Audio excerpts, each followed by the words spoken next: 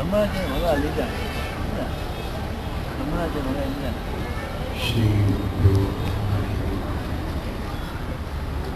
ಯತ್ಪದಂ ವೇದಸಂವೇದ್ಯಂ ಕಟಾಕ್ಷೇಣ ವೀಕ್ಷಿತಂ ನ ಕ್ಷಮಂತೆ ಗುಣತಯಸ್ತಮುಪಾಸೇ ಶ್ರೇಯಃಪದಿ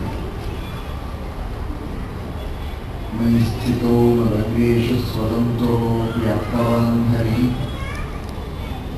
ಸ ವಿಷ್ಣುಶ್ಚ ಸ್ವತಂತ್ರಂ ಮಾಂ ಸ್ವೇಚ್ಛಯಾ ವರ್ಧಯತ್ಯಜಃ ಸ್ವಾತ್ಮನಸ್ತಸ್ಯ ಪೂಜಾಸ್ಸು ಮನೋವಾಕ್ಕಾಯವೃತ್ತಯಃ ಮಮೈತಾಃ ಇತಿ ಕರ್ತಾರಂ ಉದ್ದೇಶ್ಯಂ ಚ ಹರಿಸ್ಮರೇ. ಧರ್ಮವಿಜ್ಞಾನವೈರಾಗ್ಯ ಪರಮೈಶ್ವರ್ಯಶಾಲಿನಃ ಆನಂದತೀರ್ಥಭಗವತ್ಪಾದಾನ್ ವಂದೇ ನಿರಂತರಂ. ಕ್ಷೀರಾಬ್ಧಿನಾಮಚ್ಚ ಜೀವಂತರಮಹೀಕೃತಾತ್ ಪ್ರಾಪ್ತಾನ್ಯಾಯಸುಧಾರೇಣ ಜಯೀತ್ವಾಹಂ ಭಜೆ. ಸತ್ಯಾಭಿಜ್ಞಕರಾಬ್ಜೋತ್ಥಾನ್ ಪಂಚಾಶತ್ ವರ್ಷಪೂಜಕಾನ್ ಸತ್ಯಪ್ರಮೋದತೀರ್ಥಾರ್ಯಾನ್ ನೌಮಿ ನ್ಯಾಯಸುಖಾತ್.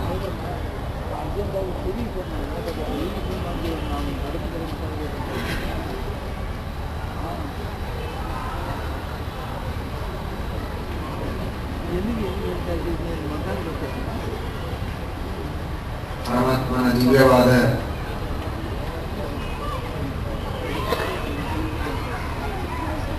ಮಹಿಮೆಯನ್ನು ತಿಳಿಸುವುದಕ್ಕೆ, ಭಗವಂತನಲ್ಲಿ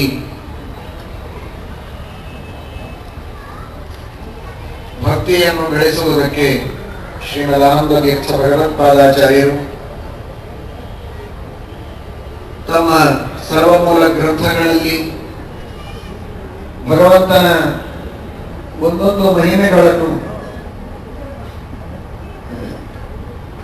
ಬಹಳ ಅದ್ಭುತವಾದ ರೀತಿಯಲ್ಲಿ ನಿರೂಪಣೆ ಮಾಡಿದರೆ ಅವುಗಳನ್ನು ಅತ್ಯಂತ ಸತ್ಯ, ಪ್ರಾಮಾಣಿಕ, ಯುಕ್ತಿಯುಕ್ತವಾದದ್ದು, ನಂಬಲೇಬೇಕಾದದ್ದು ಅನಿವಾರ್ಯ ಎಂಬುದಾಗಿ ಪ್ರಮಾಣಗಳಿಂದ ಸಮರ್ಥನೆ ಮಾಡಿ ಶ್ರೀಮದ್ ಆಚಾರ್ಯರ ಸೇವೆಯನ್ನು ಮಾಡಿದ ಮಹಾನುಭಾವರು ಶ್ರೀಮದ್ ಟೀಕಾಕೃತ್ಪಾದ. ಅಂತಹ ಶ್ರೀಮದ್ ಟೀಕಾಕೃತ್ಪಾದರ ಗ್ರಂಥಗಳ ಉಪಕಾರವನ್ನು ಪಡೆದು ಶ್ರೀಮದ್ ಆನಂದ ತೀರ್ಥ ಭಗವತ್ಪಾದಾಚಾರ್ಯರ ಗ್ರಂಥಗಳ ಅಧ್ಯಯನವನ್ನು ಮಾಡಿ ಭಗವಂತನ ಮಹಿಮೆಗಳನ್ನು ತಿಳಿದು ಭಕ್ತಿಯನ್ನು ಮಾಡುವುದು ಇದು ನಿಜವಾದ ನಮ್ಮ ಜೀವನದ ಗುರಿಯಾಗಬೇಕು. ಶಾಸ್ತ್ರಗಳ ಅಧ್ಯಯನ ಇದು ಕೇವಲ ಅಹಂಕಾರಕ್ಕೆ ಕಾರಣವಾಗದೆ ಶಾಸ್ತ್ರ ಪ್ರತಿಪಾದ್ಯನಾದ ಭಗವಂತನ ಮಹತೋ ಮಹೀಯತ್ವವನ್ನು ತಿಳಿದು ಸರ್ವೋತ್ತಮತ್ವವನ್ನು ಅರ್ಥ ಮಾಡಿಕೊಂಡು ಸರ್ವತಂತ್ರ ಸ್ವಾತಂತ್ರ್ಯವನ್ನು, ಅಚಿಂತ್ಯದ್ಭುತ ಶಕ್ತಿಯನ್ನು ಮನಗಂಡು ನನ್ನ ಪಾರತಂತ್ರ್ಯ, ನನ್ನಲ್ಲಿರುವ ಅಲ್ಪತೆ ಇವುಗಳನ್ನು ಅರ್ಥ ಮಾಡಿಕೊಂಡು ಪೂರ್ಣವಾಗಿ ನಮ್ಮ ಮನಸ್ಸನ್ನು ಭಗವಂತನ ಪಾದಗಳಲ್ಲಿ ಇಟ್ಟು ಭಕ್ತಿಯಿಂದ ಭಗವಂತನನ್ನು ಭಜಿಸುವುದು ಶಾಸ್ತ್ರಾಧ್ಯಯನದ ಗುರಿಯಾಗಿರಬೇಕು.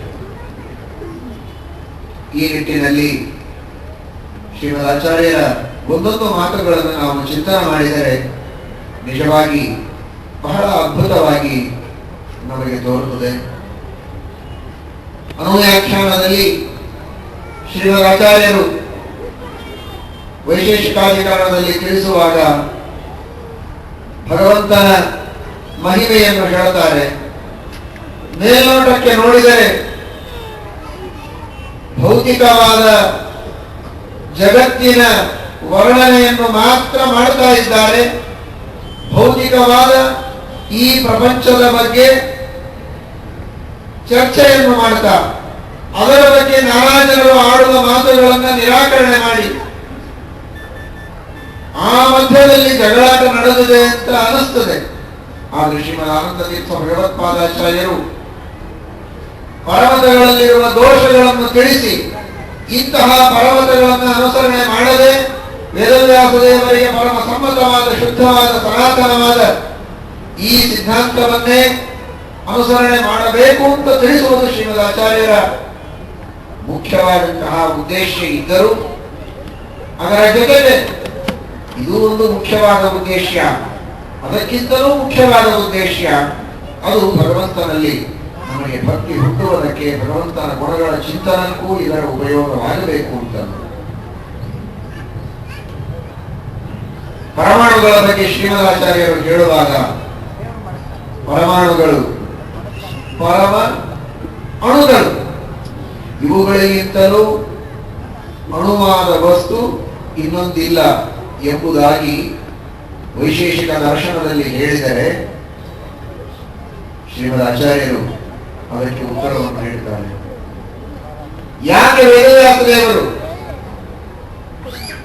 ವೈಶೇಷಿಕ ದರ್ಶನದ ನಿರಾಕರಣವನ್ನು ಮಾಡಿದರು ಅಂತ ಮೊದಲು ಗೊತ್ತಾಗುವುದಿಲ್ಲ. ಮಹದ್ದೀರ್ಘವತ್ವ ಹ್ರಸ್ವಪರಿಮಂಡಲಾಭ್ಯ, ಪರಮಾಣುಗಳಲ್ಲಿ ಮಹತ್ವ ಇಲ್ಲ, ಅಂತಹ ಪರಮಾಣುವಿನಿಂದ ಗಣಕದಲ್ಲಿ ಪರಿಮಾಣ ಬರುವುದಿಲ್ಲ, ಗಣಕದಲ್ಲಿ ಮಹತ್ವ ಇಲ್ಲ, ಅದರಿಂದ ತ್ರಿಣುಕದಲ್ಲಿ ಮಹತ್ವ ಬರೋದಿಲ್ಲ ಅಂತ ಹೇಳಿದರೆ ಹಾಗಲ್ಲ, ಪರಮಾಣುವಿನಲ್ಲಿಯೂ ಮಹತ್ವ ಉಂಟು ಅಂತ ಶ್ರೀಮದ್ ಆಚಾರ್ಯರು ಸಮರ್ಥನೆ ಮಾಡ್ತಾರೆ.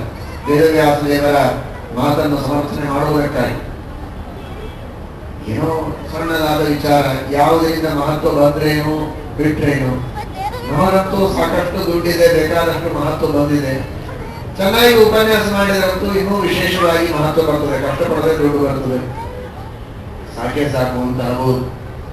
ಆದರೆ ಇದರ ಆಂತರ್ಯವನ್ನು ನಾವು ಚಿಂತನೆ ಮಾಡಿದರೆ ಭಗವಂತನ ವ್ಯಾಪ್ತಿ, ಭಗವಂತನ ಜ್ಞಾನ, ಭಗವಂತನ ಕರ್ತೃತ್ವ ಶಕ್ತಿ, ಆ ಪರಮಾತ್ಮನ ಕಾರ್ಯವ್ಯಾಪ್ತಿ, ಇದರ ಬಗ್ಗೆ ನಾವು ತಿಳಿತಾ ಹೋದರೆ ವೈಶೇಷಿಕ ದರ್ಶನ ಹಾಗೂ ಶ್ರೀಮದ್ ಆಚಾರ್ಯರ ದರ್ಶನ, ಮಧ್ವ ದರ್ಶನ, ಇವುಗಳೆರಡನ್ನೂ ನಾವು ಕಣ್ಣೆದುರಿಟ್ಟುಕೊಂಡು ನೋಡಿದಾಗ ದೇವರನ್ನು ನಾವು ಎಲ್ಲಿಡಬಹುದು, ಆದರೆ ಎಲ್ಲಿಟ್ಟಿದ್ದೇವೆ ಇದು ನಮಗೆ ಅರ್ಥವಾಗ್ತದೆ. ಪರಮಾತ್ಮ ಇಡೀ ಜಗತ್ತಿನ ತುಂಬೆಲ್ಲ ಇದ್ದಾನೆ, ಎಲ್ಲ ಕಡೆಗೂ ವ್ಯಾಪ್ತನಾಗಿದ್ದಾನೆ. ಭಗವಂತ ಎಲ್ಲ ಕಡೆಗಿದ್ದಾನೆ, ವ್ಯಾಪ್ತನಾಗಿದ್ದಾನೆ ಅಂತ ವೈಶೇಷಿಕ ದರ್ಶನವೂ ಹೇಳುತ್ತದೆ, ಮಧ್ವ ದರ್ಶನವೂ ಹೇಳುತ್ತದೆ. ಆದರೆ ಆ ಎಲ್ಲ ಅನ್ನುವುದರೊಳಗೆ ಏನೆಲ್ಲ ಬಂದಿದೆ ಅನ್ನೋದನ್ನ ಆಲೋಚನೆ ಮಾಡಬೇಕು. ಎಲ್ಲ ಅಂದಮೇಲೆ ಮುಗಿದಲ್ಲ, ಇನ್ನೇನು ಉಳಿತು ಅಂತ.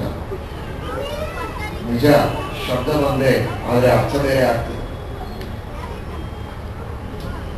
ಎಲ್ಲರಿಗೂ ಮನೆಗೆ ಕರೆದಿದ್ದಾರೆ ಊಟಕ್ಕೆ ಅಂತ, ಆ ಎಲ್ಲರಿಗೂ ಅನ್ನೋದರ ಅರ್ಥ ಏನು? ಎಲ್ಲರಿಗೂ ಹೇಳಿದ್ದಾರೆ. ಈ ಕಾರ್ಯಕ್ರಮಕ್ಕೆ ಎಷ್ಟು ಜನ ಬಂದಿದ್ದರೋ ಅವರೆಲ್ಲರಿಗೂ ಅವರು ಪಾಪ ಕರೆದಿದ್ರು. ನಮ್ಮ ಉಪನ್ಯಾಸದ ಮಂಗಳಕ್ಕೆ ಎಷ್ಟು ಜನ ಬಂದಿದ್ದರೋ ಅವ್ರು ಯಾರನ್ನೂ ಬಿಡದೆ ಊಟಕ್ಕೆ ಹಾಕಿದ್ರು. ಏನು ಔದಾರ್ಯ, ನಮ್ಮ ಆಚಾರ್ಯರ ಔದಾರ್ಯ, ಅದ್ಭುತ ಔದಾರ್ಯ ಅಂತ ಯಾರೋ ಒಬ್ಬ ಆಚಾರ್ಯರ ಶಿಷ್ಯ ನಮ್ಮ ಆಚಾರ್ಯರು ವರ್ಣನೆ ಮಾಡಿದ ಅಂತ ಇಟ್ಕೊಳ್ಳಿ. ಔದಾರ್ಯನೇ, ಊಟಕ್ಕೆ ಹಾಕಿದ್ದಾನೆ ಅಂದ್ರೆ ಔದಾರ್ಯವಿದೆ. ಆದರೆ ಎಲ್ಲ ಎಷ್ಟು ಬಂದಿದ್ರೆ ಎಷ್ಟು ಉಪನ್ಯಾಸಕ್ಕೆ ಅವ್ರ ಹೆಂಡತಿ ಹೊರಗೆ ಹೋಗೋ ಹಾಗಿರ್ಲಿಲ್ಲ ಅಂತ ಅವ್ರು ಕೂತಿದ್ರು. ಊಟಕ್ಕೆ ಮನೆ ಬಿಟ್ಟರೆ ಬೇರೆ ಕಡೆ ಹೋದ್ರೆ ಜನ ಏನ್ ಅನ್ಕೋತಾರೋ ಅಂತ ಒಬ್ಬರಿಬ್ರು ಮಕ್ಕಳು ಇದ್ರು, ಅವರು ಊಟದೊಂದಿಗೆ ಬಂದಿದ್ರು, ಅವರು ಪ್ರವಚನದೊಂದಿಗೆ ಬಂದಿರಲಿಲ್ಲ. ಬಹಳ ಗತಿ ಇಲ್ಲದೆ ಬಹಳ ದೂರ ನಡೀಲಿಕ್ಕೆ ಆಗೋದಿಲ್ಲ. ವಾಕ್ಯ ನಡೆದ್ರು ಇವ್ರ ಮನೆ ತನಕ ಬರ್ಬೋದು, ಇನ್ನು ಮುಂದಿನ ಆಚಾರ ಮನೆಗೆ ಹೋಗ್ಲಿಕ್ಕೆ ಆಗಲಿಲ್ಲ ಅನ್ನೋ ಪರಿಸ್ಥಿತಿ ಇದ್ದವ್ರು ಇನ್ನಿಬ್ರು ಬಂದಿದ್ರು. ಬಂದವರೆಲ್ಲರಿಗೂ ಇವ್ರು ಊಟಕ್ಕೆ ಹಾಕಿದ್ರು. ಎಷ್ಟಾಯ್ತು? 4-5 ಜನ, ಹೆಂಡತಿ ಮಕ್ಕಳು. ಗತಿ ಇಲ್ಲ ಅಂತ ಬಂದು ಇಬ್ರು, ಗತಿ ಇಲ್ಲ, ಮುಂದೆ ಗತಿನೇ ಇಲ್ಲ ಅವರಿಗೆ, ಅದಕ್ಕಾಗಿ ಬಂದವರು ಇಬ್ರು. ಎಲ್ಲ ಶಬ್ದ ದೊಡ್ಡದಿದೆ, ಎಲ್ಲರಿಗೂ ಊಟಕ್ಕೆ ಹಾಕಿದ್ರು ಅಂತ. ಆದ್ರೆ ಮತ್ತೊಬ್ಬ ಎಲ್ಲರಿಗೂ ಹಾಕಿದ, ಶಬ್ದ ಒಂದೇ ಇದೆ, ಆದ್ರೆ ಬಂದವರೆಷ್ಟು 10,000 ಜನ. ಹಾಗೆ ಎಲ್ಲ ಕಡೆಗೂ ಇದ್ದಾನೆ ದೇವರು ಅಂತ ವೈಶೇಷಿಕರು ಹೇಳ್ತಾರೆ, ಎಲ್ಲ ಕಡೆಗೂ ಭಗವಂತ ಇದ್ದಾನೆ ಅಂತ ಶ್ರೀಮದಾಚಾರ್ಯರು ಹೇಳ್ತಾರೆ. ಆಗ ಎಲ್ಲ ಅನ್ನೋದರ ಅರ್ಥ ಏನು ಅನ್ನೋದರ ವಿಚಾರ ಮಾಡಬೇಕಲ್ಲ. ವೈಶೇಷಿಕರ ದರ್ಶನದಲ್ಲಿ ಎಲ್ಲ ಅನ್ನೋದು ಬಹಳ ಸಣ್ಣದಾಗತ್ತೆ, ಶ್ರೀಮದಾಚಾರ್ಯರ ಎಲ್ಲ ಅನ್ನೋದು ಬಹಳ ದೊಡ್ಡದು. ಹೇಗೆ ಪರಮಾಣು ಇದು ಕೊನೆಯದು ಅಂತ ಹೇಳಿದ್ರು ವೈಶೇಷಿಕರು. ಪರಮಾಣುವಿನ ಮುಂದೆ ಏನಿಲ್ಲ ಅಂತ. ಪರಮಾಣು ಬೇಕಾದಷ್ಟಿರ್ಬೋದು, ಆದ್ರೆ ಪರಮಾಣು ಕೊನೆಯದು.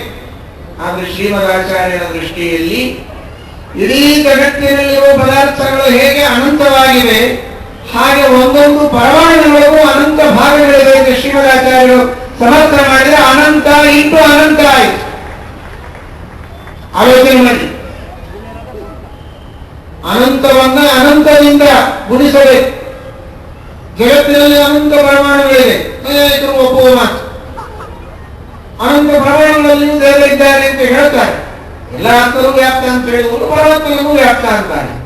ಪರಮಾತ್ಮನಿಗೆ ವ್ಯಾಪ್ತಿಯನ್ನು ಹೋಗ್ತಾರೆ ನಿಜ, ಆದರೆ ಭಗವಂತನ ವ್ಯಾಪ್ತಿ ಅನಂತ ಪರಮಾಣುಗಳಲ್ಲಿ.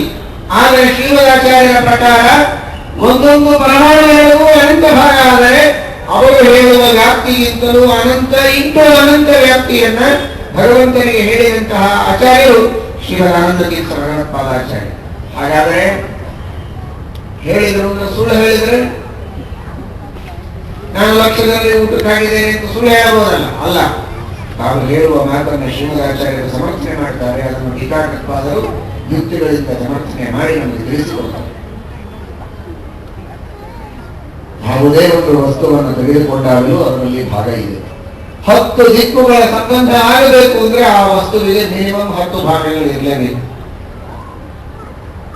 ಸರಿ, ಆ 10 ಭಾಗಗಳು ಅಂತ ನಿಮ್ಮ ಕಣ್ಣೆದುರಿಗೆ ಕತ್ತರಿಸುವುದಕ್ಕೆ ಸೂಕ್ಷ್ಮ ಸಾಧನೆಗಳು ಇಲ್ಲದೇ ಇರೋದರಿಂದ ಕತ್ತರಿಸಲಿಕ್ಕೆ ಆಗದೇ ಇದ್ರು ಮನಸ್ಸಿನಲ್ಲಿಯೇ ಅಂದುಕೊಳ್ಳಿ 10 ಭಾಗಗಳಾಗಿವೆ ಪರಮಾಣುವಿನಲ್ಲಿ. ಅದರೊಳಗಿನ ಒಂದು ಭಾಗ, ಅದಕ್ಕೂ ಮತ್ತೆ 10 ದಿಕ್ಕುಗಳ ಸಂಬಂಧ.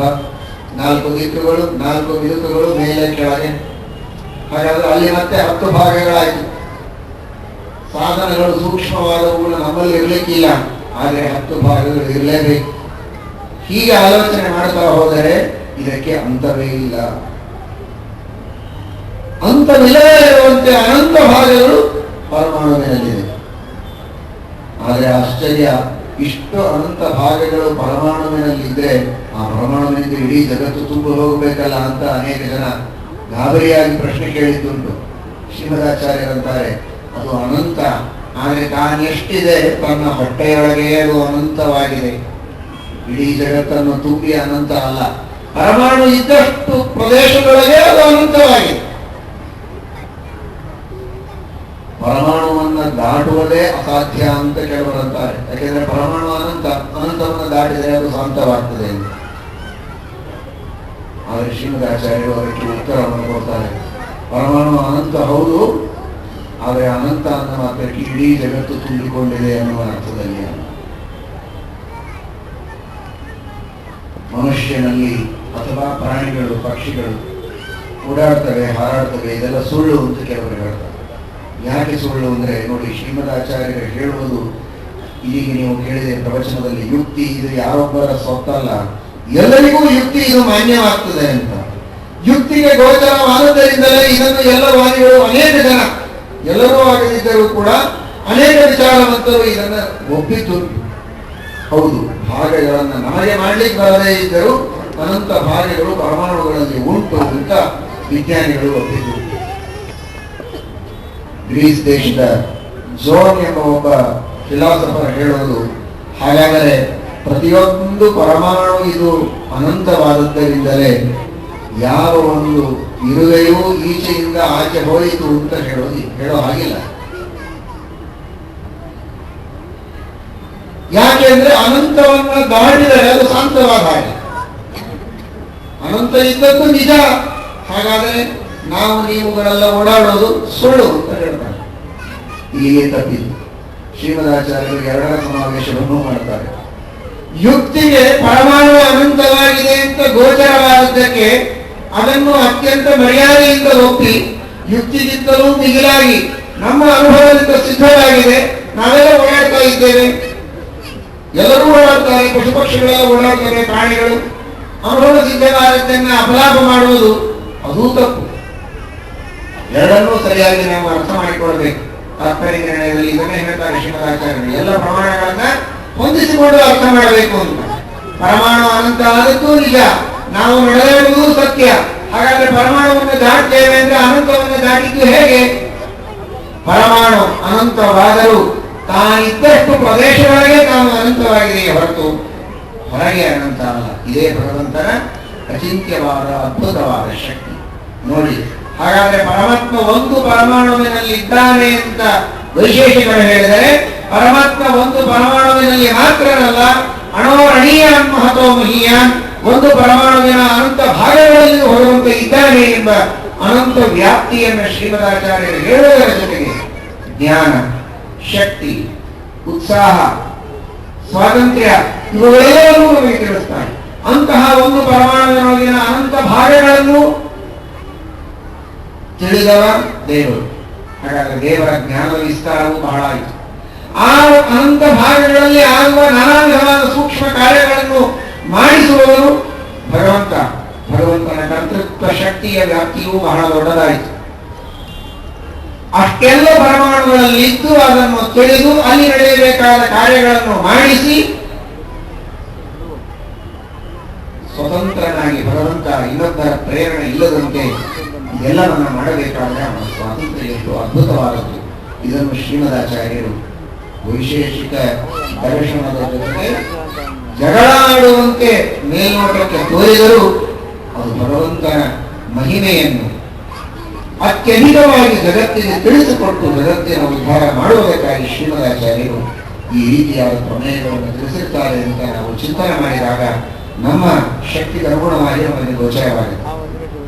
ಶ್ರೀಮದಾಚಾರ್ಯರು ಹೇಳಿದ ಒಂದೊಂದು ಪ್ರಮೇಯಗಳ ಹಿನ್ನೆಲೆಯಲ್ಲಿ ಏನೆಲ್ಲ ಉದ್ದೇಶಗಳು ಅವರ ಮನಸ್ಸಿನಲ್ಲಿದೆ ಅಂತ ಊಹೆ ಮಾಡಿಕೊಳ್ಳುವುದಕ್ಕೆ ಪಾಮರರಾದ ನಮಗೆ ಸಾಧ್ಯ ಇಲ್ಲ. ಮಹಾಜ್ಞಾನಿಗಳಿಗೆ ಸಾಧ್ಯ ಆಗುತ್ತೆ. ಆದರೆ ಅಲ್ಪಮತಿಗೆ ಅನುಗುಣವಾಗಿ ನಾವು ಚಿಂತನೆ ಮಾಡಿದರೆ ಶ್ರೀಮದಾಚಾರ್ಯರ ಉದ್ದೇಶ ಎಷ್ಟು ಅದ್ಭುತವಾದದ್ದು ಅಂತ ನಮಗೆ ತಿಳಿಯುವುದು. ಇಂತಹ ಭಗವಂತನ ಅಚಿಂತ್ಯವಾದ ಶಕ್ತಿ, ಅವನ ವ್ಯಾಪ್ತಿ, ಇದನ್ನು ತಮ್ಮ ಒಂದೊಂದು ಮಾತುಗಳಲ್ಲಿ ಶ್ರೀಮದಾಚಾರ್ಯರು ತಿಳಿಸಿಕೊಡ್ತಾರೆ. ಶ್ರೀಮನ್ಯಾಯ ಸಭಾ ಗ್ರಂಥದ ಅನುವಾದದ ಪ್ರಸಂಗದಲ್ಲಿ ನೀವು ಕೇಳ್ತಾ ಇದ್ದೀರಿ, ಅಚಿಂತ್ಯ ಶಕ್ತಿ, ವಿಶೇಷ, ಇವುಗಳಿಂದ ಭಗವಂತ ಏನ್ ಮಾಡಬಹುದು, ಎಷ್ಟು ಅದ್ಭುತವಾದ ತತ್ವವನ್ನು ಶ್ರೀಮದಾಚಾರ್ಯರು ಹೇಳ್ತಾರೆ. ಸ್ವಭಾವ ಅಜ್ಞಾನವಾದ ದೋಷತ್ವ ಅನ್ನೋ ತತ್ವದಲ್ಲಿ ಪರಮಾತ್ಮನ ಅಚಿಂತ್ಯವಾದ ಅದ್ಭುತವಾದ ಶಕ್ತಿಯಿಂದ ಭಗವಂತ ನಮಗೆ ಅಜ್ಞಾನವನ್ನ, ಭಾವರೂಪ ಅಜ್ಞಾನವನ್ನ ಹೊಂದಿಸಿಕೊಟ್ಟಿದ್ದಾನೆ. ಏನು ಅಚಿಂತ್ಯ ಅದ್ಭುತ ಶಕ್ತಿಯ ಕೆಲಸ ಏನಿದೆ, ವಿಶೇಷದ ಕಾರ್ಯ ಟೀಕಾಕೃತ್ಪಾದರು ತಿಳಿಸಿಕೊಡುತ್ತಾರೆ. ನಮ್ಮ ನಿಮ್ಮೆಲ್ಲರ ಜೀವಸ್ವರೂಪ ಹೇಗಿದೆ, ಧೈರ್ಯದಿಂದ ಹೇಳ್ತಾ ಇದ್ದೇವೆ ನಮ್ಮ ನಿಮ್ಮೆಲ್ಲರ ಸ್ವರೂಪ ಅಂತ. ಯಾಕೆಂದ್ರೆ ಶ್ರೀಮದಾಚಾರ್ಯರ ಸಿದ್ಧಾಂತದ ಪದ್ಧತಿಯನ್ನು ಅನುಸರಣೆ ಮಾಡ್ತಾ ಇದ್ದೇವೆ ನಾವು, ನೀವೆಲ್ಲರೂ ಅಂದ್ರೆ ಮೋಕ್ಷ ಯೋಗ್ಯರಾದ ಜೀವರಾಶಿಗಳೇ ಇಲ್ಲಿ ಕುಳಿತಿದ್ದೇವೆ ಅಂತ ಅನ್ನೋ ವಿಶ್ವಾಸದಿಂದ ನಮ್ಮ ನಿಮ್ಮೆಲ್ಲರ ಸ್ವರೂಪ ಹೇಗಿದೆ ಅಂದ್ರೆ ಬಲಂ ಆನಂದ ಓಗಶ್ಚ ಸಹೋಜ್ಞಾನ ಮಹಾಗುಲಂ ಸ್ವರೂಪಾಣ್ಯೇವ ಜೀವಸ್ಯ ವ್ಯಜ್ಯಂತೆ ಪರಮಾತ್ಮ್ಯಭೋ. ಬಲ ಇದೆ, ಜ್ಞಾನ ಇದೆ, ಆನಂದ ಇದೆ, ಶಕ್ತಿ ಇದೆ, ವೀರ್ಯ ಇದೆ, ಇವುಗಳೆಲ್ಲ ನಮ್ಮ ಜೀವ ಸ್ವರೂಪದೊಳಗೆ ಇದೆ. ಇಷ್ಟೆಲ್ಲ ಗುಣಗಳು ನಮ್ಮ ಜೀವ ಸ್ವರೂಪಭೂತವಾದವುಗಳು ಇದ್ದರೂ ಕೂಡ ನಮಗೆ ತೋರ್ತಾ ಇದೆ. ಹೇಗೆ? ಇದೇನು ದೊಡ್ಡ ವಿಷಯ ಅಲ್ಲ. ನಮ್ಮ ಹತ್ರ ಬೇಕಾದಷ್ಟು ಹಣ ಇರ್ತದೆ, ನಮಗೆ ತೋರೋದಿಲ್ಲ. ತಂದೆ ಹಳೆ ಕಾಲದಲ್ಲಿ ನಿಧಿ ಅಂತ ಇಡ್ತಾ ಇದ್ರು. ತಂದೆ ಬೇಕಾದಷ್ಟು ನಿಧಿ ಇಟ್ಟಿದ್ರು ಕೂಡ ಮಕ್ಕಳಿಗೆ ಗೊತ್ತಿಲ್ಲದೆ ಇದ್ರೆ ಮಕ್ಕಳು ಭಿಕ್ಷಾ ಪಾತ್ರ ಹೇಳಿದ್ರು ಎಲ್ಲ ಕಡೆಗೆ ಬೇಡ್ತಾ ಇರ್ತಾರೆ. ಯಾಕೆಂದ್ರೆ ಮನೆಯಲ್ಲಿ ತಂದೆ, ತಾತ, ಮುತ್ತಾತ ಎಲ್ಲರೂ ನಿಧಿಗಳನ್ನ, ಬಂಗಾರದ ನಾಣಿಗಳನ್ನ ದೊಡ್ಡ ದೊಡ್ಡ ಪಾತ್ರೆಗಳಲ್ಲಿ ತುಂಬಿ ಭೂಗತ ಮಾಡಿದ್ದಾರೆ ಅಂತ ಗೊತ್ತಿಲ್ಲ, ಅಜ್ಞಾನ ಅನ್ನುವುದಕ್ಕಾಗಿ ಭಿಕ್ಷೆಯನ್ನು ಬೇಡುತ್ತಾರೆ. ಹಾಗೆ ನಮ್ಮದೇ ಜ್ಞಾನ, ನಮ್ಮದೇ ಆನಂದ, ನಮ್ಮದೇ ಶಕ್ತಿ, ನಮ್ಮದೇ ಪರಾಕ್ರಮ, ಎಲ್ಲಾ ಸದ್ಗುಣಗಳು ನಮ್ಮ ಜೀವ ಸ್ವರೂಪದಲ್ಲಿ ಇವೆ. ಆದ್ರೆ ನಮಗೆ ಗೊತ್ತಿಲ್ಲ, ಅದಕ್ಕಾಗಿ ನಾವು ಕಷ್ಟಪಡ್ತಾ ಇದ್ದೇವೆ. ಸಹಜ, ಗೊತ್ತಿಲ್ಲದೆ ಇದ್ದಾಗ ಈ ರೀತಿ ಸಮಸ್ಯೆ ಆಗುವುದೇ ದೊಡ್ಡದಲ್ಲ. ಇದಕ್ಕೆ ದೇವರ ಒಂದು ವಿಶಿಷ್ಟ ಶಕ್ತಿ ಏನು ಅವಶ್ಯಕ ಇಲ್ಲ ಅಂತ ನಮಗೆ ಅನಿಸ್ತದೆ. ಆದ್ರೆ ಹಾಗಲ್ಲ. ಬಂಗಾರ ನಾವಲ್ಲ, ಬಂಗಾರ ಬೇರೆ, ನಾವು ಬೇರೆ. ಪಾತ್ರೆ ಬಂಗಾರ ತುಂಬಿದ್ದು ಬೇರೆ, ನಾವು ಬೇರೆ. ಬಂಗಾರದ ಪಾತ್ರೆಯನ್ನು ಭೂಗತ ಮಾಡಿದ್ದು ನಮಗೆ ಗೊತ್ತಿಲ್ಲ ಅಂತನ್ನುವುದರೊಳಗೆ ಬಹಳ ಆಶ್ಚರ್ಯ ಇಲ್ಲ. ಆದರೆ ಆನಂದ, ಜ್ಞಾನ, ಶಕ್ತಿ, ಬಲ ಇವುಗಳೆಲ್ಲ ನಮ್ಮದೇ ನಮ್ಮದೇ ಅಲ್ಲ, ನಾವೇ.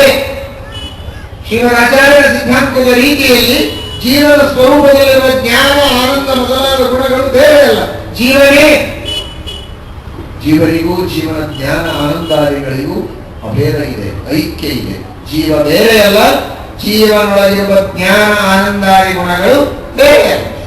ಸೂರ್ಯ ಬೇರೆ, ಸೂರ್ಯನ ಪ್ರಕಾಶ ಬೇರೆ ಅಲ್ಲ. ಪ್ರಕಾಶ ಇಲ್ಲದ ಸೂರ್ಯ ಏನು ಊಹೆಗೆ ಬರುವುದಿಲ್ಲ.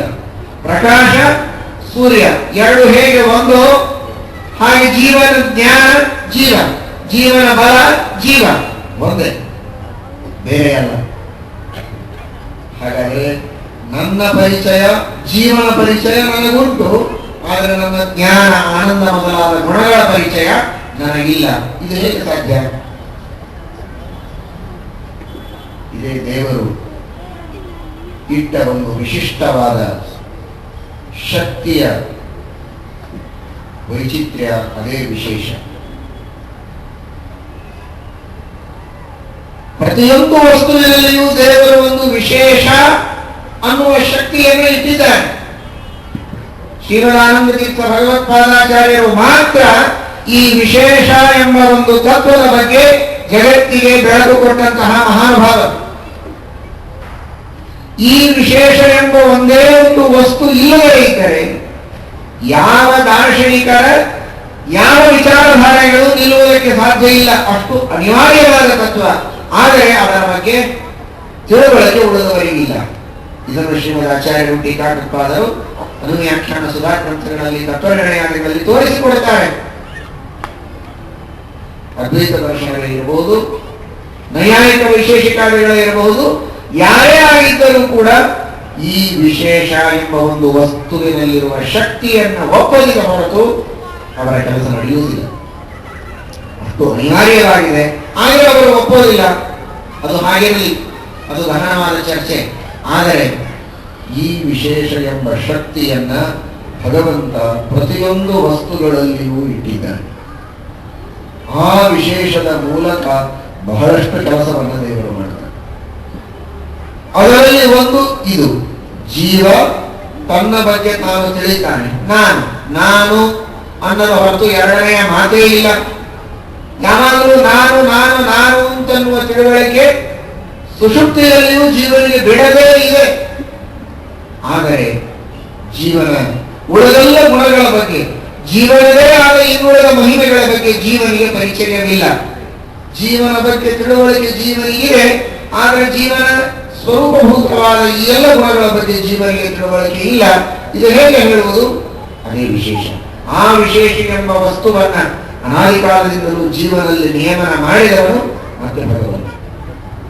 ಜೀವನ ಸ್ವರೂಪ ಅದನ್ನು ನಿಯಮನ ಮಾಡುವವನು ಭಗವಂತ.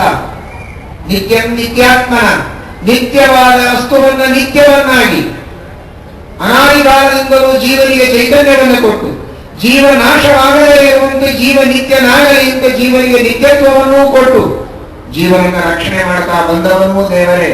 ಅದನ್ನು ವ್ಯಾಖ್ಯಾನದಲ್ಲಿ ಹೇಳ್ತಾರೆ, ನಿತ್ಯಂ ನಿತ್ಯಾತ್ಮನಾಯತಃ ನಿತ್ಯೋ ನಿತ್ಯಾನಂ ಚೇತನಶ್ಚೇತನಾನ.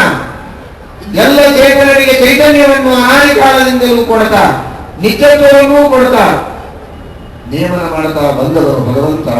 ಆ ನಿತ್ಯನಾದ ಚೇತನನಾದ ಜೀವನಲ್ಲಿ ವಿಶೇಷ ಎಂಬ ಶಕ್ತಿಯನ್ನು ಅನಾದಿ ಕಾಲದಿಂದ ನೇಮನ ಮಾಡ್ತಾ, ಆ ಶಕ್ತಿಯ ಮೂಲಕವಾಗಿ ಜೀವನಿಗೆ ತನ್ನ ತಿಳುವಳಿಕೆಯಾದರೂ ತಾನೇ ಆದ ಗುಣಗಳ ತಿಳುವಳಿಕೆ ಆಗದೇ ಇರುವಂತೆ ವ್ಯವಸ್ಥೆಯನ್ನು ಮಾಡ್ತಾನೆ. ಇದೇ ಭಗವಂತನ ಅದ್ಭುತವಾದಂತಹ ಕರ್ತೃತ್ವ ಶಕ್ತಿ, ಅವನ ಸ್ವಾತಂತ್ರ್ಯ. ಯಾಕೆ ಹೀಗೆ ಮಾಡ್ತಾನೆ ಅದನ್ನು ಅರ್ಥ ಮಾಡಿಕೊಳ್ಳಿ. ಏನು ಬಹಳ ದೊಡ್ಡ ಉಪನ್ಯಾಸ ಮಾಡಿ ಹೇಳ್ತಾ ಇದ್ದೀರಲ್ಲ, ನಮ್ಮದನ್ನೇ ನಮಗೆ ಸಿಗದೇ ಇರುವಂತೆ ಮಾಡಿದ ಕ್ರೌರ್ಯವನ್ನು ಗುಣ ಅಂತ ವರ್ಣನೆ ಮಾಡ್ತೀರಲ್ಲ ನೀವು. ನಮ್ಮ ಮನೆಯಲ್ಲಿರುವಂತಹ ಉಣ್ಣುವ ತಿನ್ನುವ ಪದಾರ್ಥಗಳು, ಭೋಗ್ಯವಾದ ವಸ್ತುಗಳು, ಉಡುವ ತೊಡುವ ಬಟ್ಟೆಗಳನ್ನು ನಮಗೆ ಸಿಗದೇ ಇರೋ ಹಾಗೆ ಒಬ್ಬ ಮಾಡಿ ಬೀಗ ಹಾಕಿಕೊಂಡು ಹೋದ ಅಂದ್ರೆ ಏನ್ ಮಹಿಮೆ, ಏನ್ ಅದ್ಭುತ. ನಮ್ಮ ವಸ್ತುಗಳು ಒಂದೂ ನಮಗೆ ಕೈ ಸಿಗದೇ ಇರೋ ಹಾಗೆ ಮಾಡ್ತಾರಲ್ಲ, ಏನ್ ಅದ್ಭುತ ಅಂತ. ಮಾಡಿಕೊಂಡ ಹೆಂಡತಿಯನ್ನು ಕೆಲವು ಗಂಡಂದ್ರು ಹೊಗಳ್ತಾ ಇರಬಹುದು, ಇವನು ಏನೇನು ಗಳಿಸಿ ತಂದು ಇಟ್ಟಿರ್ತಾನೆ, ಅದ್ಯಾವುದು ಇವನ ಕೈಗೆ ಸಿಗದೆ ಇರೋ ಹಾಗೆ ಎಲ್ಲದಕ್ಕೂ ಬೀಗ ಹಾಗೆ ತಾನು ಇಟ್ಟುಕೊಂಡ್ರೆ ಹೊಗಳದೇ ಇದ್ರೆ ಸಿಗೋ ಅಷ್ಟು ಸಿಗೋದಿಲ್ಲ ಅನ್ನೋದಕ್ಕೆ ಏನ್ ಅದ್ಭುತ. ನಾನಿಷ್ಟು ಗಳಿಸಿದ್ರು ಒಂದೂ ನನಗೆ ನೋಡ್ಲಿಕ್ಕೆ ಸಿಗದೆ ಇರೋ ಹಾಗೆ ಮಾಡ್ತಾರಲ್ಲ ನಮ್ಮ ಮನೆಯವರು, ಏನ್ ಅದ್ಭುತ ಅಂತ ವರ್ಣನೆ ಮಾಡಬಹುದು. ಆದರೆ ಬೇರೆಯವರು ಯಾರಾದ್ರೂ ಹಾಗೆ ಮಾಡಿದ್ರೆ ವರ್ಣನೆ ಮಾಡ್ತೀರಾ? ನಮ್ಮಲ್ಲಿಂದೆಲ್ಲರ ಸ್ವರೂಪಭೂತವಾದ ಜ್ಞಾನದಿಂದಾದ ಗುಣಗಳು ನಮ್ಮ ಅನುಭವಕ್ಕೆ ಸಿಗದೇ ಇರುವಂತೆ ಮಾಡಿದ ಈ ಪರಮಾತ್ಮನ ಮಹಾಕ್ರೌರ್ಯವನ್ನ ಗುಣವಂತ ವರ್ಣನೆ ಮಾಡೋದೆ ಅದು ದೊಡ್ಡಸ್ತಿಕೆಯೇ? ಶಕ್ತಿ ಇರಬಹುದು, ಅದು ಕಾರುಣ್ಯವೇ? ದೊಡ್ಡ ಕಾರುಣ್ಯ ದೇವರು ಮಾಡಿ. ಇಲ್ಲದೆ ಇದ್ರೆ ನಮ್ಮಷ್ಟು ದುಷ್ಟರು, ನೀಚರು, ಅನ್ಯಾಯ ಭ್ರಷ್ಟಾಚಾರಾದಿಗಳನ್ನ ಮಾಡಿ ಯಾವ ನ್ಯಾಯ ನೀತಿ ನಿಯಮ ನಿರ್ಬಂಧಗಳಿಲ್ಲದೆ ಉಚ್ಛೃಂಖಲರಾಗಿ ಮನಬಂದಂತೆ ಧರ್ಮ ಇಲ್ಲದೆ ಸುಖ ಇಲ್ಲದೆ ಹಾಳಾಗಿ ಹೋಗ್ತಾ ಇದ್ವಿ ನಾವೆಲ್ಲ ಈ ಜಗತ್ತಿನಲ್ಲಿ. ಇವತ್ತು ದೇವರು ನಮ್ಮದೇ ಆದದ್ದನ್ನು ನಮಗೆ ಸಿಗದೇ ಇದ್ದಂತೆ ಮಾಡಿದ್ದಾನೆ. ಯಾಕೆ ಅಂದ್ರೆ ಒಂದು ವ್ಯವಸ್ಥೆಯನ್ನು ಉಳಿಸೋದಕ್ಕೆ. ತಿಳಿದುಕೊಳ್ಳಿ, ಮಕ್ಕಳ ಕೈಯಲ್ಲಿ ಬಹುಮಾನ ಕೊಟ್ಟು ಕಳಿಸಿರ್ತಾರೆ, 10,000 ರೂಪಾಯಿ ಬಹುಮಾನ. ಯಾವುದೋ ಒಂದು ಪರೀಕ್ಷೆಯಲ್ಲಿ ಉತ್ತೀರ್ಣನಾದ, ಶಾಲೆಯಲ್ಲಿ ಬಹುಮಾನ ಕೊಟ್ಟು ಕಳಿಸಿದರು, ಅಥವಾ ಇನ್ಯಾವುದೋ ಬಂಗಾರದ ಪದಕವನ್ನು ಕೊಟ್ಟು ಕಳಿಸಿದರು, ಯಾವುದೇ ಒಂದು ಪಂದ್ಯದಲ್ಲಿ ಗೆದ್ದಿದ್ದಾನೆ ಅಂತ. ಆದರೆ ಬಂದಾಕ್ಷಣಕ್ಕೆ ಮನೆಯಲ್ಲಿ ತಾಯಿ ಆ ಬಂಗಾರದ ಪದಕವನ್ನ, 10,000 ರೂಪಾಯಿಗಳನ್ನ ಬಹಳ ಸಂತೋಷ ಅಂತ ಕೈಯಲ್ಲಿ ತೆಗೆದುಕೊಂಡು ಅದನ್ನು ಭದ್ರವಾಗಿ ಬೀಗ ಹಾಕಿರ್ತಾಳೆ. ಇಟ್ಟು ನಿತ್ಯವೂ ಹೇಳ್ತಿರ್ತಾಳೆ, ನೀನು ಸರಿಯಾಗಿ ಹೋಮ್ವರ್ಕ್ ಮಾಡಿದ್ರೆ ನಿನಗೆ 10,000 ರೂಪಾಯಿ ಕೊಡ್ತೇನೆ ಅಂತ. ಅವನದೇ, ಇವರೇ ಕೊಡೋದು. ತನ್ನ ಬುದ್ಧಿವಂತಿಕೆಯಿಂದ, ತನ್ನ ಕರ್ತೃತ್ವ ಶಕ್ತಿಯಿಂದ ಅವನು ಗಳಿಸಿಕೊಂಡು ಬಂದದ್ದು ನಿಜ. ಆದರೆ ಇವರು ಹೇಳೋದು, ನೀನು ಹೋಮ್ವರ್ಕ್ ಮಾಡು ಅಂದ್ರೆ ಆ 10,000 ರೂಪಾಯಿಗಳೊಳಗಿನ 10 ರೂಪಾಯಿಗಳನ್ನು ದಿವಸ ನಾನು ಉಪಯೋಗಿಸಿ ನಿನಗೆ ಗೋಡಂಬಿ, ದ್ರಾಕ್ಷಿ ಎಲ್ಲ ತಂದು ಕೊಡ್ತೇನೆ ಅಂತ ದಿವಸ ಹೇಳ್ತಾ ಇರ್ತಾರೆ. ನೀನು ಯಾರಿಗೂ ಬೈಬಾರದು, ಅಕ್ಕಪಕ್ಕದ ಮನೆಯವರ ಜೊತೆಗೆ ಜಗಳಾಡಬಾರದು, ಹೊಡೆದಾಡಬಾರದು. ದಿವಸ ಏನೋ ಒಂದು ಜಗಳ ತೆಗೆದುಕೊಂಡು ಮನೆಗೆ ಬರ್ತೀಯ, ಬರಬಾರದು. ಮಾಮಂಗಲಂ ತಾತ ಪರೇಶಮೋತ್ಥ ಭುಕ್ತೈಜನೋ ಪರದುಃಖದಸ್ತುತ. ಅವರು ಬೈದ್ರೆ ಬೈಲಿ, ಅಂದ್ರೆ ಅನ್ಲಿ, ಬೇಕಾದ ಅನ್ಲಿ. ನೀನು ಮಾತ್ರ ನಿನ್ನ ಅಭ್ಯಾಸ ನಗರಡ್ತಾ ಮಾತನಾಡ್ತಾ ಎಲ್ಲರ ಜೊತೆಗೆ ಪ್ರೀತಿ ಮಾಡ್ತಾ ಸರಿಯಾಗಿ ಇದ್ರೆ ನಿನಗೆ ದಿವಸ 10 ರೂಪಾಯಿಗಳನ್ನು ಉಪಯೋಗಿಸೋದಕ್ಕೆ ಕೊಡ್ತೇನೆ, ಅಂದ್ರೆ ಕೊಡೋದಿಲ್ಲ. ಹೀಗೆ ಅವನದೇ ಆದ ಬಹುಮಾನದ ಹಣವನ್ನ ಅವನಿಗೆ ಒದಗಿಸಬೇಕಾದರೂ ಒಂದು ಕರಾರು ಮಾಡಿ ಅವನಿಗೆ ಕೊಡುವ ಮೂಲಕ ತಾಯಿ ಮಾಡಿದ್ದು ಒಂದು ಕ್ರೌರ್ಯ ಅಲ್ಲ, ಅದು ಮಗನಿಗೆ ಮಾಡಿದ ದೊಡ್ಡ ಉಪಕಾರ. ಏನು ಅಂದ್ರೆ ಈ ಮೂಲಕವಾಗಿ ಅವನು ನ್ಯಾಯವಂತನಾಗಲಿ, ವಿದ್ಯಾವಂತನಾಗಲಿ, ಪರೋಪಕಾರಿಯಾಗಲಿ ಅನ್ನೋದಕ್ಕೆ. ಹಾಗೆ ಭಗವಂತ ನಮ್ಮೆಲ್ಲರಿಗೆ ಏನು ಮಾಡಿದ್ದಾನೆ ಅಂದ್ರೆ, ಹೌದು ನಿಮ್ಮದೇ ಜ್ಞಾನ, ನಿಮ್ಮದೇ ಆನಂದ, ನಿಮ್ಮದೇ ಶಕ್ತಿ, ನಿಮ್ಮದೇ ಬಲ, ನಿಮ್ಮದೇ ಪರಾಕ್ರಮ ನಾನು ಬೀಗ ಹಾಕಿಟ್ಟಿದ್ದೇನೆ, ನಿಮಗೆ ಕೊಡೋದಿಲ್ಲ. ನೀನು ಪರೋಪಕಾರ ಮಾಡಬೇಕು. ತಸ್ಯ ಪ್ರಾಣ್ಯೋಪಕಾರೇಣ ಸಂತುಷ್ಟೋ ಭವತಿ ಈಶ್ವರ. ನೀನು ಯಾವಾಗಲೂ ಪರೋಪಕಾರವನ್ನು ಮಾಡಬೇಕು. ಯಾರಿಗೂ ಅಪಕಾರ ಮಾಡಬಾರದು, ಸುಳ್ಳು ಹೇಳಬಾರದು. ದೈಹಿಕವಾಗಿ, ಮಾನಸಿಕವಾಗಿ, ವಾಚಿಕವಾಗಿ ಇನ್ನೊಬ್ಬರಿಗೆ ಹಿಂಸೆ ಮಾಡಬಾರದು. ಅಹಿಂಸ, ಸತ್ಯ, ಅಸ್ತೇಯ, ಬ್ರಹ್ಮಚರ್ಯ, ಬ್ರಹ್ಮಚರ್ಯದಿಂದ ಇರಬೇಕು. ಪರಸ್ತ್ರೀಯರನ್ನು, ಪರಪುರುಷರನ್ನು ದುಷ್ಟ ದೃಷ್ಟಿಯಿಂದ ನೋಡಬಾರದು, ಅಸಭ್ಯ ವ್ಯವಹಾರಗಳನ್ನು ಮಾಡಬಾರದು, ಇನ್ನೊಬ್ಬರ ಚಾಡಿ ಹೇಳಬಾರದು. ಗೀತಾ ಭಾಷೆಯಲ್ಲಿ ಹೇಳ್ತಾರೆ, ಪರಸ್ಯ ಗುಹ್ಯಂ ನಟ ಭಿನ್ನ ಪೂರ್ವಂ. ಇನ್ನೊಬ್ಬರ ಗುಹ್ಯವಾದ ವಿಷಯಗಳನ್ನ ಮತ್ತೊಬ್ಬರಿಗೆ ಹೇಳಬಾರದು. ಇಷ್ಟೆಲ್ಲ ಅಪರೋಕ್ಷ ಜ್ಞಾನ ಸಾಧನೆಗಳು, ಇಷ್ಟೆಲ್ಲ ಮಾಡಿದ್ರು ನನಗೆ ಯಾಕೆ ಇನ್ನೂ ಅಪರೋಕ್ಷ ಜ್ಞಾನ ಆಗಿಲ್ಲ ಅಂತ ವಿಚಾರ ಭಾಷೆಯಲ್ಲಿ, ಗೀತಾ ಭಾಷೆಯಲ್ಲಿ ನಾರದೀಯ ಪುರಾಣದ ವಾಕ್ಯವನ್ನು ಕೊಟ್ಟು ಶ್ರೀಮದಾಚಾರ್ಯರು ಹೇಳ್ತಾರೆ. ಹಾಗಾದರೆ ದುರಾಚಾರಗಳಿಂದ ಮುಕ್ತನಾಗಿ, ಸದಾಚಾರಗಳಲ್ಲಿ ರತನಾಗಿ, ಪರೋಪಕಾರದಲ್ಲಿ ನಿರತನಾಗಿ, ಯಾವಾಗಲೂ ದೇವರು, ಧರ್ಮ, ಶಾಸ್ತ್ರ, ನ್ಯಾಯ, ನೀತಿ ಇವುಗಳಲ್ಲಿ ನೀನು ಇದ್ದದ್ದಾದರೆ ನಿನ್ನದೇ ಆದಂತಹ ಜ್ಞಾನ, ಆನಂದ, ಬಲ, ಶಕ್ತಿ ಇವುಗಳ ಉಪಯೋಗ, ಉಪಭೋಗ ನಿನಗಾಗುವಂತೆ ನಾನು ಮಾಡ್ತೇನೆ. ಇಲ್ಲದೆ ಇದ್ರೆ ಇಲ್ಲ ಅಂತ ಹೇಳಿದ್ದಕ್ಕೆ ಇಷ್ಟೆಲ್ಲ ಜನ, ಇಷ್ಟು ಸಭ್ಯವಾದ, ಇಷ್ಟೇ ಜನ ಅಲ್ಲ, ಇಡೀ ಜಗತ್ತಿನೊಳಗಿರುವ ಆಸ್ತಿಕ ಸಮಾಜ ಇವತ್ತಿನ ದಿವಸ ಸಭ್ಯವಾದ ವ್ಯವಹಾರವನ್ನ ಮಾಡ್ತಾ ಇದೆ, ಧರ್ಮದಿಂದ ಇದೆ, ನೀತಿಯಿಂದ ಇದೆ ಅಂದ್ರೆ ದೇವರು ಆ ಕಡಿವಾಣ ಹಾಕಿದ್ದಕ್ಕೆ ಇದೆ. ನಿಮ್ಮಿಂದು ನಿಮಗೆ, ನಮಗೂ ನಿಮಗೂ ಸಂಬಂಧ ಇಲ್ಲ ಅಂತ ಏನಾದರೂ ದೇವರು ಬಿಟ್ಟಿದ್ದಾದ್ರೆ ನಾವು ಎಷ್ಟು ಮುಮ್ಮತ್ತರಾಗ್ತಿದ್ವೋ ಯಾರಿಗೂ ಗೊತ್ತು. ಆದರೆ ನಮ್ಮದನ್ನೇ ನಮಗೆ ಕೊಡುವುದಕ್ಕೆ ದೇವರು ಒಂದು ಕಡಿವಾಣ ಹಾಕಿ ಮೂಗುದಾಣ ತನ್ನ ಕೈಯಲ್ಲಿ ಇಟ್ಟುಕೊಳ್ಳೋದಕ್ಕೆ ಇಷ್ಟು ವಿನೀತರಾಗಿ ನಾವೆಲ್ಲ ಇದ್ದೇವೆ. ಧರ್ಮದಿಂದ ಭೀತರಾಗಿ, ಅನ್ಯಾಯದಿಂದ ಭೀತರಾಗಿ ನ್ಯಾಯವನ್ನು ಮಾಡ್ತಾ ಇದ್ದೇವೆ. ಉದಾಹರಣೆಯಲ್ಲಿ ಎಷ್ಟು ಸಮಯವೋ ಅಷ್ಟೇ ತೆಗೆದುಕೊಳ್ಳಿ. ತನ್ನದೇ ಆದ ಬಹುಮಾನವನ್ನೇ ಅವನಿಗೆ ಕೊಡುವುದಕ್ಕೆ ಇವಳು ಕಡಿವಾಣ ಹಾಕಿದ್ದು ಅಂದ್ರೆ ಇದರರ್ಥ ಜೀವನದ ಸ್ವರೂಪಭೂತವಾದ ಜ್ಞಾನಾನಂದಾದಿಗಳ ಮೇಲೂ ಜೀವನಿಗೆ ಸ್ವಾತಂತ್ರ್ಯ ಇದೆ ಅಂತ ತಾತ್ಪರ್ಯ ಅಲ್ಲ. ಅನಾದಿ ಕಾಲದಿಂದಲೂ ಅದು ಭಗವನ್ನಿಯತವಾಗುತ್ತೆ. ಆದರೂ ಭಗವಂತ ಅದನ್ನ ಕೊಟ್ಟು ಇದರ ಉಪಯೋಗ ಮಾತ್ರ ನಿನಗಾಗಬೇಕಾಗಿದ್ರೆ ಈ ಎಲ್ಲ ನಿಯಮಗಳನ್ನು ನೀನು ಪರಿಪಾಲನೆ ಮಾಡಬೇಕು. ಅಂದ್ರೆ ಮಾತ್ರ ನನ್ನ ದರ್ಶನ ಮಾಡಿಕೊಡಬೇಕು. ನನ್ನ ದರ್ಶನ ಮಾಡಿಕೊಡಬೇಕಾದ್ರೆ ಇಷ್ಟೆಲ್ಲ ನಿಯಮಗಳ ಪರಿಪಾಲನೆ ಮಾಡಬೇಕು. ಇಷ್ಟೆಲ್ಲ ನಿಯಮಗಳ ಪರಿಪಾಲನೆ ಮಾಡಿದರೆ ನನ್ನನ್ನು ನೋಡೋದಕ್ಕೆ ನಿನಗೆ ಪರ್ಮಿಷನ್ ಕೊಡ್ತೇನೆ. ನನ್ನನ್ನು ನೋಡಿದರೆ ನಿನ್ನದೇ ಆದ ಆನಂದಾದಿಗಳನ್ನು ಅನುಭವಿಸುವುದಕ್ಕೆ ಬೀಗ ತೆಗೆದುಕೊಡ್ತೇನೆ. ಈ ಉಪಭೋಗ ಮಾಡಬೇಕು. ಇದು ದೇವರ ಕಾರುಣ್ಯ. ಜೊತೆಗೆ ಅವನ ಅದ್ಭುತವಾದ ಕರ್ತೃತ್ವ ಶಕ್ತಿ, ವಿಶೇಷ ಎಂಬ ಒಂದು ವಸ್ತುವನ್ನು ಇಟ್ಟು ಅವನದೇ ಸ್ವರೂಪಭೂತವಾದರೂ ಅವನಿಗೆ ಅದು ತೋರದೇ ಇದ್ದಂತೆ ಮಾಡಿತ್ತು. ಇದರ ಮೇಲೆ ಇನ್ನೊಂದು ಅಚಿಂತ್ಯ ಶಕ್ತಿ ಇದೆ ದೇವರು. ಅದೇನು? ಜೀವನ ಆನಂದಾದಿ ಗುಣಗಳು ಜೀವನೇ. ಇಷ್ಟು ಮಾತ್ರ ಅಲ್ಲ, ಜೀವನ ಆನಂದಾದಿ ಗುಣಗಳ ಜ್ಞಾನವೂ ಜೀವನಿಗಿದೆ. ಆನಂದ ಜೀವ ಬೇರೆ ಅಲ್ಲ. ಆನಂದ ಜ್ಞಾನವು ಆದರೂ ಆನಂದ ಜ್ಞಾನವಾಗದೇ ಇರೋ ಹಾಗೆ ಮಾಡಿದ್ದಾನೆ ಅಂತ ನಾವು ಇಷ್ಟೊತ್ತು ಅರ್ಥ ಮಾಡಿಕೊಂಡರು ಅಲ್ಲ. ಜೀವನ ಆನಂದ ಇವುಗಳ ಜ್ಞಾನವೂ ಜೀವನಿಗಿದೆ, ಆದರೂ ಜ್ಞಾನ ಇಲ್ಲ. ಇದೇನಿದು? ಜೀವನಿಗೆ ತನ್ನ ಜ್ಞಾನ ಇದ್ದರೂ ತನ್ನ ಆನಂದದ ಜ್ಞಾನ ಇಲ್ಲ. ಯಾಕೆ? ವಿಶೇಷ. ಆದರೆ ಜೀವನಿಗೆ ಆನಂದದ ಜ್ಞಾನವಿದ್ದರೂ ಆನಂದದ ಜ್ಞಾನ ಇಲ್ಲ. ಯಾಕಂದ್ರೆ ಜೀವನ ಜ್ಞಾನ ಇದು ನಿರ್ವಿಷಯ ಅಲ್ಲ. ಅವನ ಆನಂದಾದಿ ಗುಣಗಳ ಜ್ಞಾನವೇ ಅನಾದಿ ಕಾಲದಿಂದ ಜೀವನಿಗಿದೆ, ಆದರೂ ಆನಂದಾದಿಗಳ ಜ್ಞಾನ ಆಗ್ತಾ ಇಲ್ಲ. ಇದು ಅರ್ಥ ಮಾಡ್ಕೊಳ್ಳೋದಕ್ಕೆ ಆಗೋದಿಲ್ಲ. ಈ ಮಾತು ಇದೇ ಅಚಿಂತ್ಯ ಶಕ್ತಿ ಭಗವಂತನ ಉಪಕೃಷ್ಣ. ಜೀವನ ಆನಂದಾದಿಗಳ ಜ್ಞಾನ ಜೀವಸ್ವರೂಪಭೂತವಾದದ್ದು ಜೀವನಿಗಿದ್ದರೂ ಆ ಆನಂದಾದಿಗಳ ಅನುಭವ ಜೀವನಿಗಿಲ್ಲ ಅನ್ನುವಂತೆ ಮಾಡುವುದು ಇದೇ ಪರಮಾತ್ಮನ ಅಚಿಂತ್ಯವಾದ ಅದ್ಭುತವಾದ ಶಕ್ತಿ.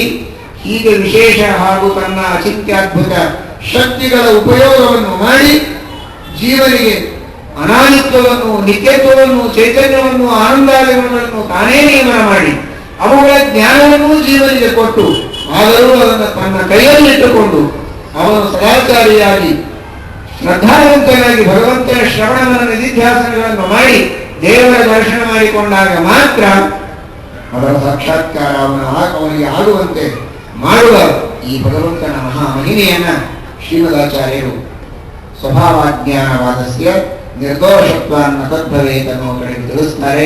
ಈ ಶ್ಲೋಕ ಅಂದ್ರೆ ಏನೂ ಅರ್ಥ ಆಗುವುದಿಲ್ಲ.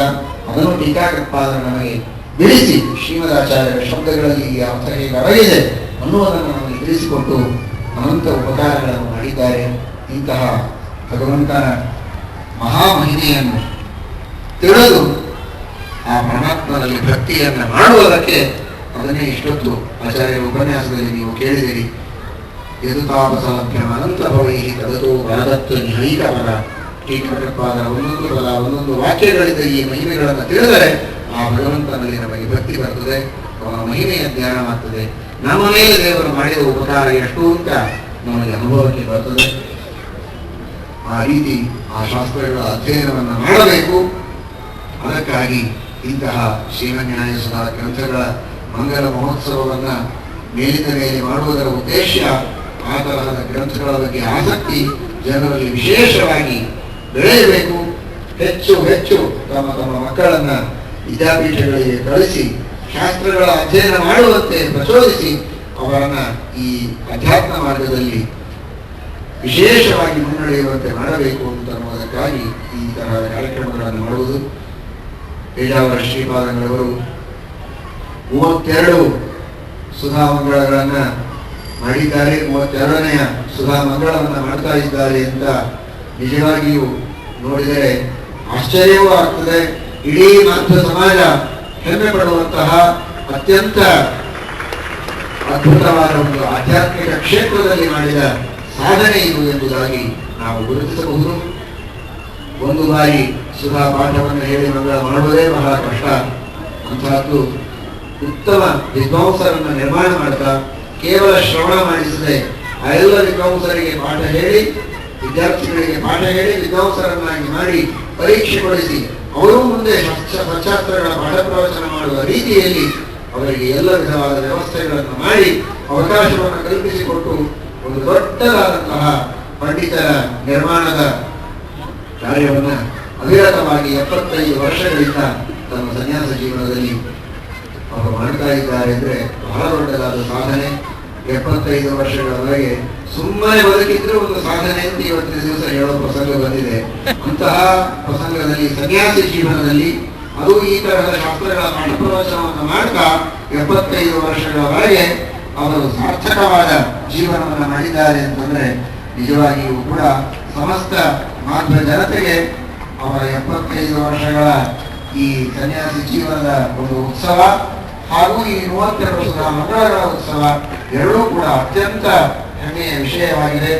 ಎಲ್ಲ ಭಗವದ್ಭಕ್ತರು ಸೇರಿ